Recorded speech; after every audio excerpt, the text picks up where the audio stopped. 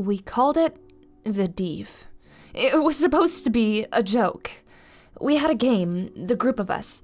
It didn't really have a name. It was just the cryptid game. It was simple. Every time we got together, one of us had to share a monster story. That was it, basically. We'd started it back in college and just sort of never stopped. There were more rules than that, of course. It had to be original. No more than one story introduced per get-together. Whoever had the best monster was winning. All of these rules were unspoken, but we all understood them. They evolved over the years to create the friendly rivalry of the cryptid game. It kept us in touch, gave us something to talk about when we saw each other, and it was always fun to hear someone else reference your monster, either in a news story or just in standard conversation. I made up a bunch over the years, most of them ridiculous. The cord goblin, an obnoxious electrical creature that can travel through wires and which ties unattended cords into knots. The skulk, a gelatinous creature the color of seawater which lurks in the ocean and generates that unpleasant pulse you sometimes feel when you realize you have no idea what's below you. Halitus, a bent shadow which breathes in your mouth at night. I was rarely winning the game, but every time I went swimming in deep water, I thought about the skulk, and I know the others did too. That was all I wanted out of my game, to give my friends the, man, what if moment. The others took different approaches. Jennifer just went with whatever news article she'd happened across at the time, spinning it into something unearthly. Alex, too, was all over the map, with no clear thread between any of her creatures. Rebecca, on the other hand, always started her stories the same way. Deep in the unexplored jungles. She was big on lost tribes and creatures forgotten by time. Less likely for anyone to think about on a daily basis than mine, but more likely to actually be real. Well, more possible anyway. Likely is a bit of a stretch. Emmanuel liked insects, psionic beetles that lived in the roof beams of a house, putting out stressful emanations and feeding on the resulting fights and negative emotions from the families below. Gnats that laid eggs in tear ducts so that maggots could wriggle their way into the sinus cavity, hiding safely and feeding off of the mucus until they grew to their adult forms. His were usually good for a serious shudder, more so if you had a particularly vivid imagination. They weren't out of the realm of possibility either.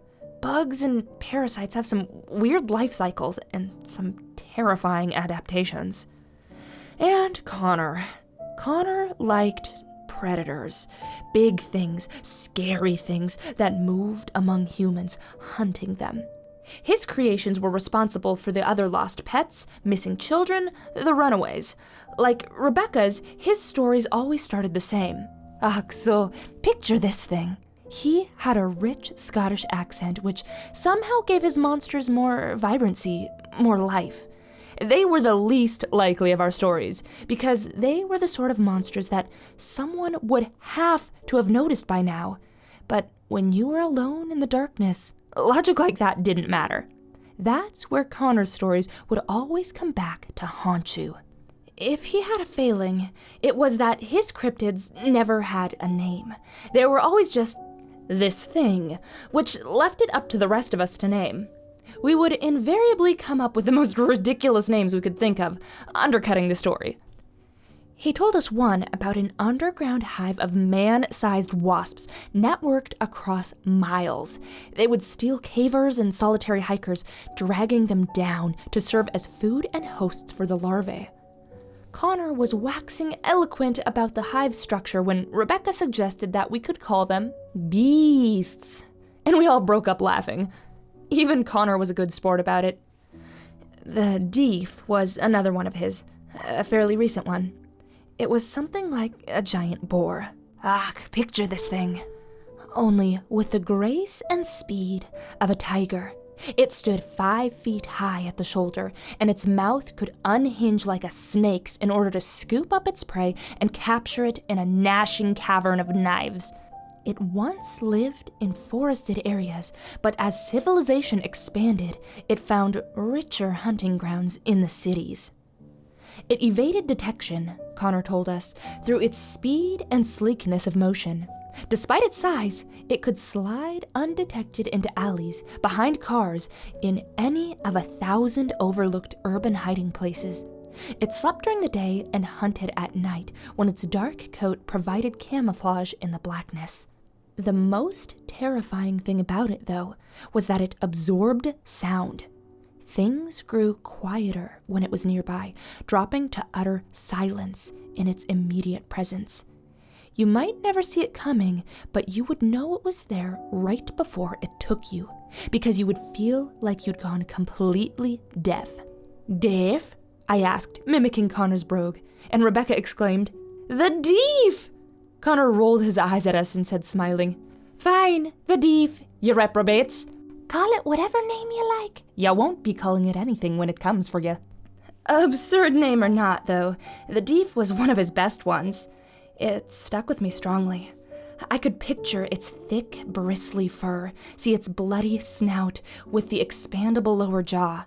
I could even visualize the way its flanks would heave as it ran, streaking silently down the city sidewalks in pursuit of prey that had no reason to look behind, no idea that anything was there at all. The Deef kept me looking over my shoulder for weeks after Connor introduced it. It wasn't just me either. Emmanuel confessed that he'd started using his flashlight on the walk from his car to his apartment building in case the Deef was concealing itself within the shadows. "I don't really think it's there, obviously," he told us. "But then again, it doesn't cost me anything to turn on my phone's flashlight." And that was exactly it. Obviously, it wasn't real. But at night, alone in the dark, what if? That was the fun of the cryptid game. Except that the other night, I was texting with Alex while she was walking home from the corner store. "Quiet night out here," she texted me. "The city's so different at night." "Yeah," I sent back. "Whole different animal once everyone goes to sleep." "It's even quieter than usual tonight." "Deef quiet?" I asked. "Yeah, bunch of shadows too. Could definitely be a Deef around." "Well, good luck. Been nice knowing ya." That was a few days ago. Emmanuel called me yesterday morning to ask when I'd last talked to Alex. I checked my phone and saw that was the last conversation we'd had. "Yeah, no one's heard from her since then," he said, sounding worried. "I'm going out to look for her after work today. Come help me? We'll go from her apartment to the bodega, see if we can find anything." "What are we looking for?" "I don't know, anything. She's missing." I assured him I'd come help. After work, we met up by her apartment and started walking. I still had no idea what I was looking for. The streets looked like streets. There was trash, graffiti, paint, dirt, the usual. Emmanuel and I did a slow walk to the store, scanning every alley as we went. By the time we reached the store, the sun had dropped behind the buildings. "Now what?" I asked Emmanuel. "Check again on the way back, I guess. See if we missed anything." I thought about pointing out that if we hadn't seen anything earlier, we certainly weren't going to see it now that it was getting darker, but he had a desperate look on his face, so I shut up and we started the walk back. Halfway there, we still hadn't seen any sign. Emmanuel started shouting into alleys. "Alex? What are you doing? Maybe she's hurt. I don't know. Alex!" "Shut up!" someone yelled from an apartment above us, and I ushered Emmanuel on. At the next alley, though, he called out for her again. "Alex?" There was no answer, obviously. Even he knew there wouldn't be. It was written on his face. This went on for a few blocks, with only 2 more to go. Emmanuel's shouts were starting to sound hopeless. "Alex!" he called out, but he was barely even bothering to raise his voice now.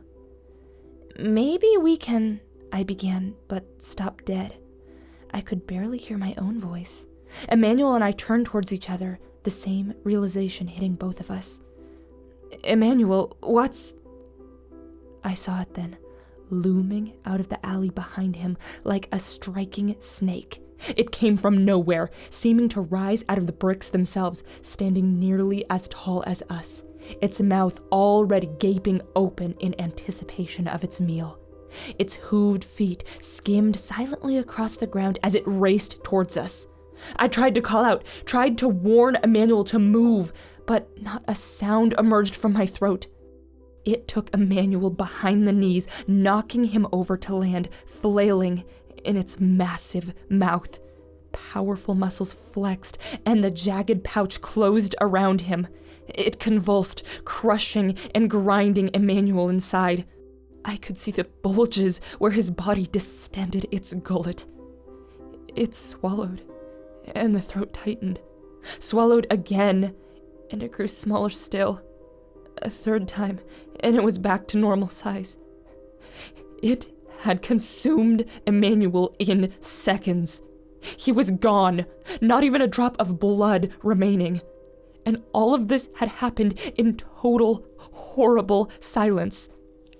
Its meal finished, the Deef lowered its head and looked me directly in the eyes. I saw hunger there, but after a moment of regard, it melted away into the alley. I never blinked, but I still lost sight of it within seconds. I don't remember how I got home last night.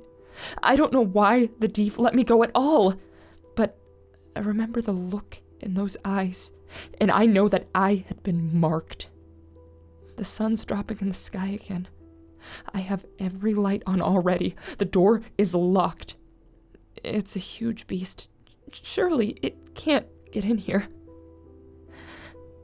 The city gets quiet at night,